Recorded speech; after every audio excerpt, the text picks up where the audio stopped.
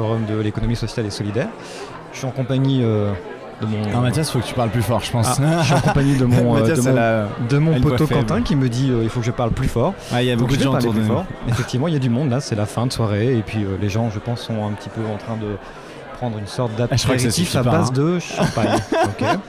Bon, on va essayer. En tout cas, je suis en compagnie, j'ai la chance d'être en compagnie de Michel Lulec et Jean-François Drapry. Donc déjà, merci beaucoup d'avoir accepté l'invitation ce soir, une acceptation si tardive, pour parler de votre table ronde. Alors je vois que Michel tend l'oreille, donc je vais essayer de parler encore plus fort. Vous me dites au moment où j'atteindrai l'ambiance sonore. Là. Ça commence à être bien là ? Là, vous m'entendez ? Ça va ? Ok, bon, très bien, on va commencer comme ça. Donc on va parler un peu de la table ronde qui a eu lieu cet après-midi, qui s'est intitulée, alors je fais de tête, je crois que c'est entrepreneuriat social versus ESS, je t'aime moi non plus. Voilà, quelque chose comme ça. Ça exprime bien la tension qu'il peut y avoir entre les deux.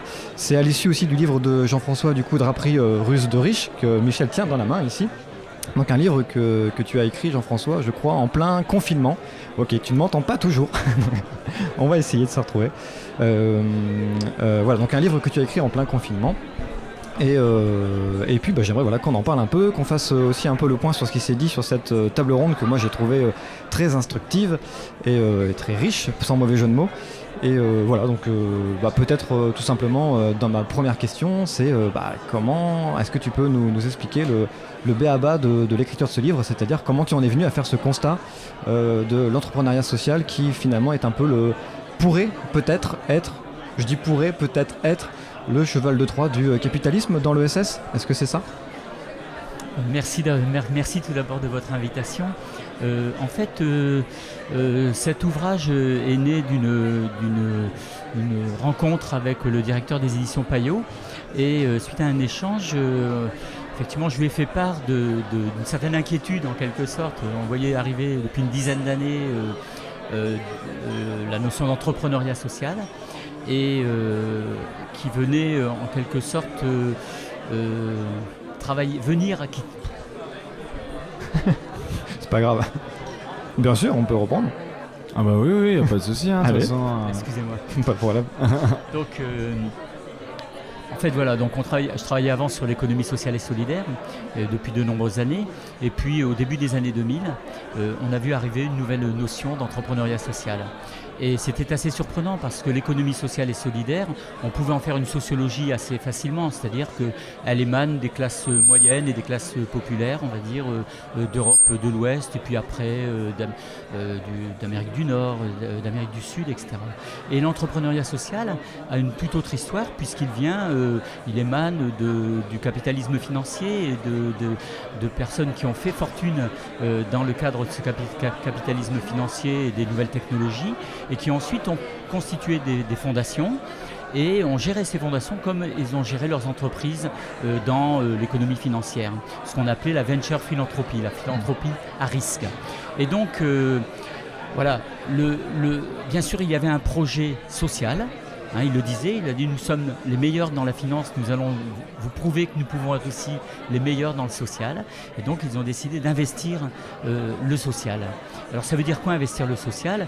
Eh bien ça veut dire surtout marchandiser le social. Donc c'est quelque chose qui nous est assez étrange. On a du mal à concevoir qu'il y ait cette posture, on va dire, de marketing en quelque sorte du social, mais c'est très très clair. Il y a eu un ouvrage qui est sorti en 2004 à l'initiative de Prahalad et Hart, deux économistes américains, qui s'appelle « La fortune est à la base de la pyramide », qu'on appelle la théorie du BOP, Bottom of the Pyramid, qui montre que les multinationales font l'essentiel de leur chiffre d'affaires auprès de moins de 1 milliard d'habitants, et que près de la moitié de la population du monde vit avec moins de $5 par jour. Et n'accède pas, évidemment, aux biens de consommation courante que nous avons, nous, à notre disposition. C'est un marché. Encore moins l'industrie du luxe et tout ça, quoi. C'est vraiment... Et donc, ce marché a été évalué. Il l'évaluait à l'époque à 12 000 milliards de dollars annuels. Donc pour avoir un élément de comparaison, parce que c'est très difficile évidemment à ce niveau de chiffres, Bernard Arnault, donc le PDG de LVMH, affirme que le budget du luxe est inférieur à 300 milliards de dollars par an, et il montera difficilement au-dessus de 300 dans les années qui viennent.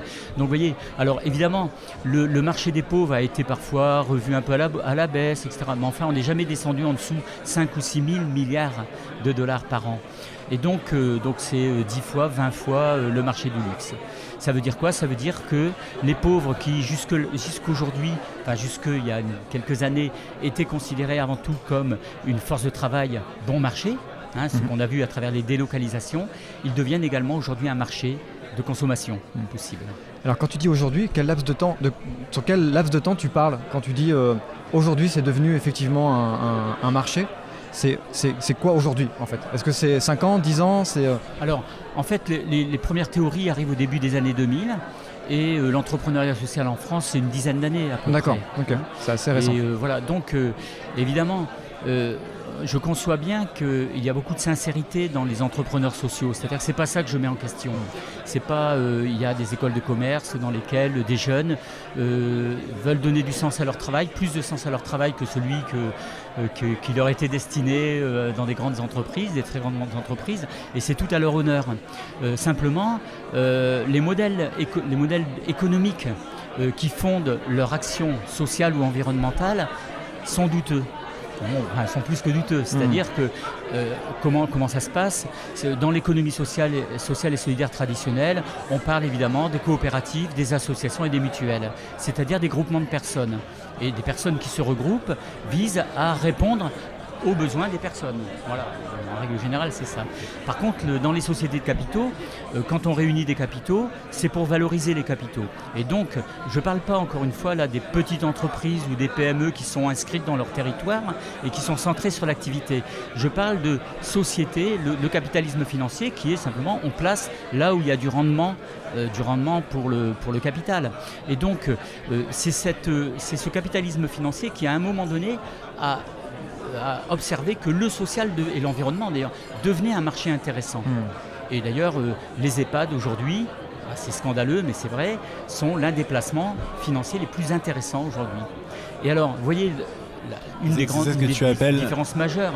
C'est ça ce que tu appelles le marché sur les pauvres, c'est ça? C'est ce que j'appelle le marché des pauvres, le marché du social au sens large. Le marché des pauvres, en fait, on appelle plutôt le marché des pauvres le marché des pays pauvres, c'est-à-dire l'Inde, l'ensemble du continent africain, etc. Ici, les pauvres, en fait, font l'objet il y a un traitement social, on va dire, il y a des aides sociales, et c'est bien que au-delà du marché des pauvres, il y a le marché des associations. L'économie sociale elle-même devient un marché par la masse d'argent qu'elle collecte, par des subventions, par des aides, etc.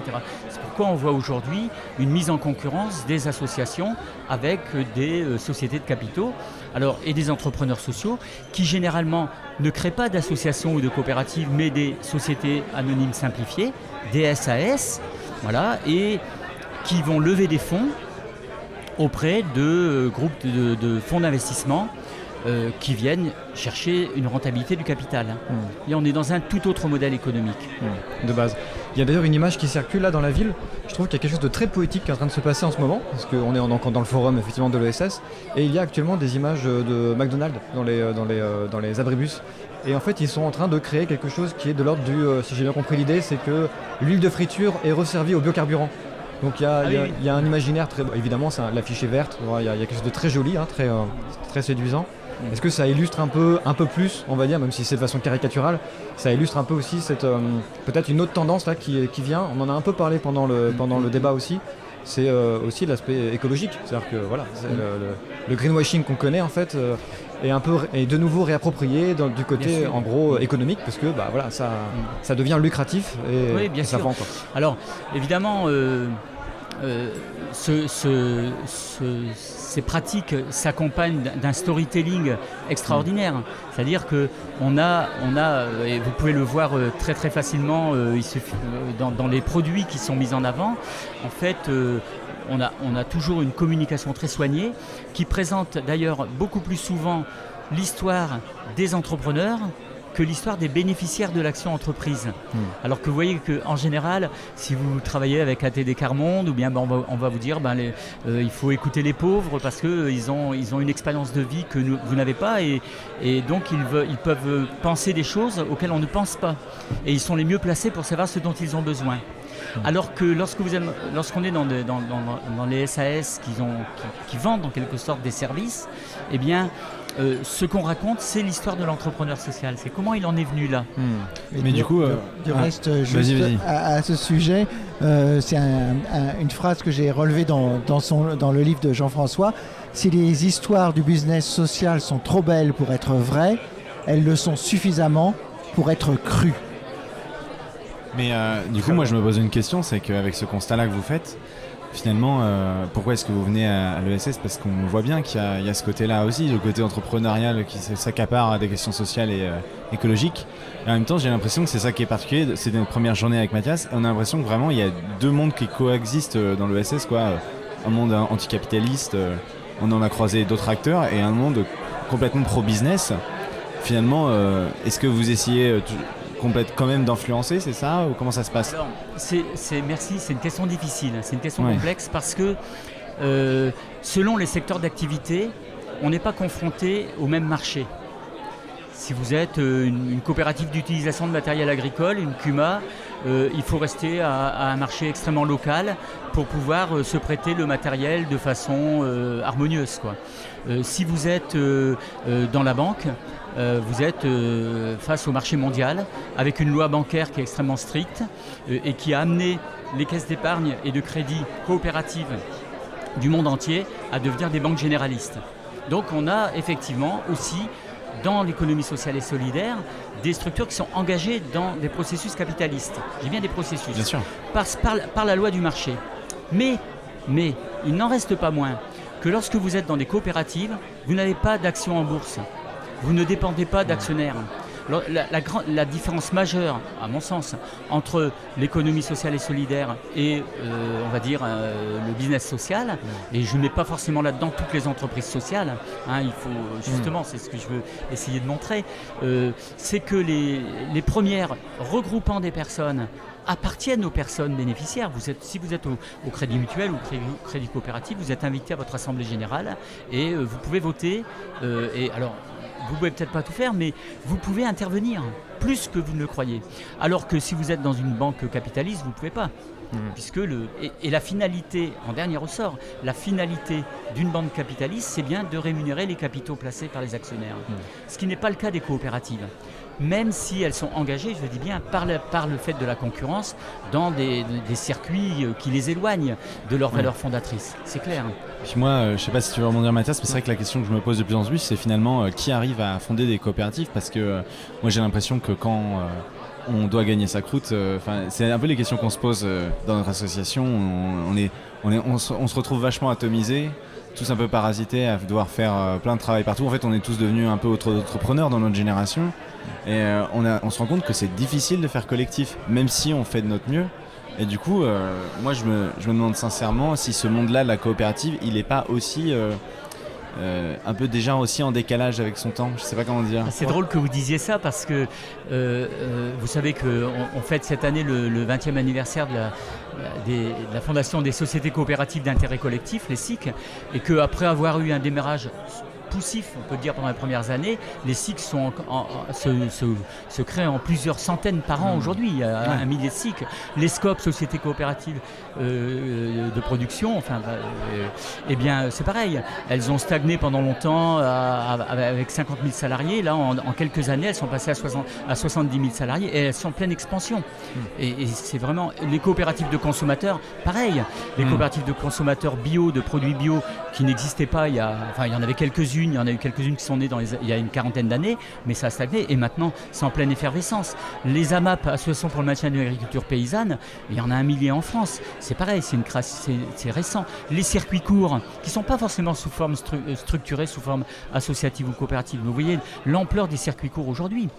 Donc le commerce équitable. Donc on a énormément, au contraire, de créativité coopérative. Je ne dis pas que pour autant il est facile de créer un emploi dans le cadre coopératif, plus facile ou moins. C'est un travail de dur labeur. Dans l'ensemble, je pense que c'est quand même moins difficile que dans l'auto-entrepreneuriat. Ouais, ou en tout cas, l'auto-entrepreneuriat, ça signifie aussi souvent l'auto-exploitation. Alors que dans une coopérative, vous allez, même une coopérative d'activité, regardez les coopératives d'activité et d'emploi. Mais moi je suis d'accord, hein, je pense effectivement, si je peux rebondir dessus, qu'il y a peut-être là où on veut glisser nous, mais en même temps c'est très inspirant aussi d'entendre ça. L'émergence des coopératives et des SIC, ça fait plaisir. mais du coup, peut-être aussi qu'il y a un autre combat un peu qui s'affronte, d'autres tensions sur, quand on parle un peu du storytelling de l'individu, en fait, est-ce qu'il n'est pas en train de glisser justement dans d'autres univers, comme justement le milieu associatif, certaines petites entreprises, le monde de l'auto-entreprise. Est-ce que ça commence un peu à glisser ou pas? Enfin, quel est un peu votre constat aussi à vous deux sur ça, puisque vous avez, à mon avis, un panorama beaucoup plus large en fait que le nôtre. Et on a le sentiment en fait, en gros, qu'il y a une sorte de j'ai pas envie de dire culte de l'individu, c'est vachement fort, mais d'individualisme, je vais y arriver. C'est quand même très fort, mais il n'empêche que depuis effectivement quelques 5-10 ans, il y a quelque chose en fait un peu de l'ordre de l'individu qui crée son économie. Donc en fait c'est un peu la culture que vous avez donnée sur l'entrepreneuriat social qui glisse un peu dans des logiques qui sont pas normalement celles-ci, parce que c'est celle du collectif. Moi je pense qu'il y a les deux phénomènes qui existent, mais si on regarde effectivement les coopératives, par exemple les SCOP, ce que tu disais, moi j'en ai interviewé pas mal de par mon activité professionnelle, et en fait ce que je rencontre c'est souvent des petites SCOP qui se créent, 3, 4, 5 personnes qui ensemble créent leur boîte.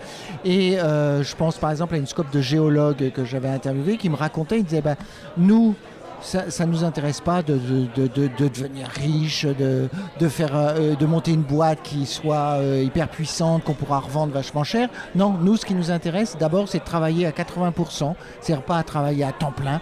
On veut s'occuper de nos enfants, on a envie d'avoir du temps pour notre famille, on a envie de... Voilà. Et en se mettant à 4, eh ben ça, c'est possible, alors que tout seul, c'est pas possible. Et dans le monde agricole, pourtant le monde agricole qui n'était pas du tout habitué à travailler en scope sur des exploitations, il y a quelques expériences comme ça et qui sont dans la même logique. Et avec un deuxième aspect qui est souvent dit dans les témoignages des jeunes scopes, des petites scopes comme ça qui se créent, et puis une fois qu'on aura créé cet outil de travail, il pourra continuer, on pourra le transmettre à quelqu'un d'autre, c'est-à-dire on n'est pas dans l'idée que ce que je fais, ça doit rapporter du fric et à la fin je vais décrocher le pactole quand je vais revendre ma boîte.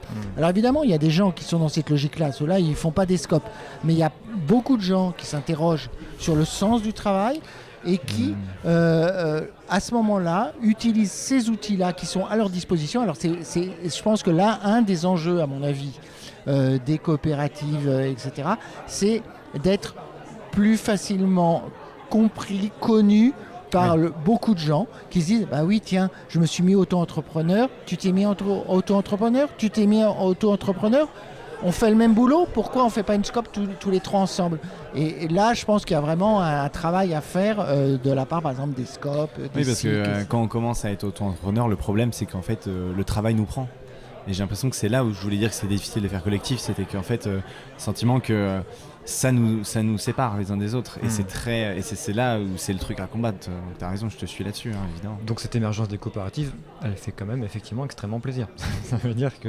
conclusion. Exactement, ça veut dire qu'il y a des ficelles effectivement pour sortir le loup de la bergerie. Les outils existent. Les outils existent. On peut aller plus loin. Moi, je peux prendre un exemple que je trouvais très intéressant qui est à Tours, d'artisans qui travaillaient dans le même secteur et qui étaient souvent en auto-entrepreneurs, qui faisaient des nettoyages de jardin, vous voyez, etc. quoi. Mais donc, ils ont, avec d'autres artisans qui étaient soit auto-entrepreneurs, soit qui avaient un statut d'entreprise artisanale, ils se sont réunis en coopérative d'artisans, et parce qu'ils étaient un peu débordés à la fois par leur métier et puis par tout ce qu'il y avait à côté. La gestion, prendre des rendez-vous, etc. Et ils ont embauché une personne en commun qui s'occupe de tous les rendez-vous. Et donc des personnes qui, si on prend un exemple de 5 personnes qui travaillaient dans le secteur des jardins et qui étaient en concurrence les uns avec les autres, ils se retrouvent dans la même coopérative. Il y en a un qui a brûlé à un moment donné, qui a eu un incendie de tout son matériel. Et bien les autres ont dit, mais continue, tu viens chercher notre matériel et le temps que tu sois remboursé, que tu puisses racheter du matériel, tu peux continuer ton activité comme avant. vous voyez, ils étaient passés d'une relation de concurrence qui pouvait les mettre en danger tous à un moment donné et surtout qui les amenait à se vendre moins cher, à une position de mutualisme, de coopération et de partage de leurs risques. Simplement parce qu'ils se sont rencontrés.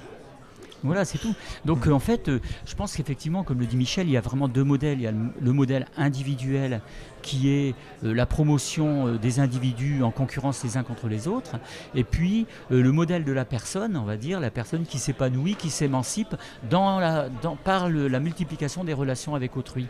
Et donc c'est vrai que c'est dans l'économie sociale et solidaire, on est vraiment dans l'idée que le collectif nous permet d'être plus forts et nous prémunit en cas contre le risque. Il y a un autre exemple par rapport aux livreurs à vélo, par exemple, qui se font quand même pas mal exploiter. C'est clair. Voilà. Il y a des coopératives qui sont en train de se monter, qui se sont montées. Il y en a plusieurs. Fédérés à l'échelon européen. Et maintenant, elles se sont fédérées. Voilà. Donc, il y a bien, on a le choix, en fait. Ok. Bon, voilà, qu'est-ce qu'on attend? Bah je sais pas, je crois qu'on a un peu fait... On a fait tout notre plan. Attends, est-ce qu'on n'a pas oublié un petit C là? Très bien. Est-ce que tu veux rajouter quelque chose avant que Pas vraiment, non. Ok. Alors si je veux en rajouter, je pense qu'on y repasserait 2 heures. bah Donc oui, je me carrément. dis, il vaut mieux que je me calme. Bon, moi j'ai bien tout de envie, mais suite. ouais, pourquoi pas. Moi j'ai envie peut-être de conclure parce que j'ai été un peu lancé brutalement par une question qui n'a rien à voir, mais juste par curiosité. Comment vous vous êtes rencontrés? Et qu'est-ce qui a fait que vous avez eu... Eh bien, moi, je travaillais dans une entreprise de transformation du bois, une scierie raboterie qui s'appelle Ambiance Bois et qui fait partie d'un réseau qui s'appelle le réseau d'échanges et de pratiques alternatives et solidaires. Il y a une filature en Ardèche, il y a une recyclerie à Beauvais, il y a un GAEC en Limousin, etc. Le point commun de toutes ces initiatives et de toutes ces histoires collectives, c'est qu'on essaye de fonctionner de manière la plus horizontale possible, de la manière la plus coopérative possible, de la manière la plus autogérée possible, etc. Et puis, quand on travaille comme ça, on se pose toujours des questions sur, mais finalement, est-ce qu'on invente quelque chose ou est-ce qu'il y a d'autres qui ont déjà réfléchi à ça avant nous? Et donc, on commence à gratter. Et un jour, on rencontre un professeur au CNAM qui s'appelle Jean-François Drapery qui dit « Mais non, vous n'avez rien inventé, les gars !» Je caricature un petit peu sur l'histoire, mais en gros, c'est ça. Et qui nous dit « Vous savez pas qu'il y a 100 ans, il y a un gars dans l'Aisne, à Guise, qui s'appelait Gaudin, qui s'est posé les mêmes questions que vous. Alors évidemment, c'est pas du tout la même histoire, mais sur le fond, qui était à se poser la question de la place du capital et de la place du travail, qui était à se poser la question de qui est-ce qui décide, est-ce qu'il doit y avoir un patron qui décide pour tout le monde et qui, lui, va décider, par exemple, de donner son entreprise à ses salariés. Et voilà, et donc c'est comme ça qu'on a rencontré, que moi j'ai rencontré Jean-François Drapery. Ok. Trop bien. Bon, du coup, je pense qu'on peut conclure. Et peut-être qu'on peut faire une toute petite promotion quand même du livre aux éditions Payot. Ah, je l'avais pas vu. Russe de riche, du coup. Par Jean-François Drapery aux éditions Payot. Voilà, je pense que ça vaut le coup quand même. Le sous-titre, pourquoi les riches veulent maintenant aider les pauvres et sauver le monde. Suspense. Peut-être qu'ils sont devenus sympas. Peut-être. La philanthropie partout. Merci Très beaucoup. bien. Hein. Merci beaucoup. Désolé pour ce retard. Yes, bah voilà.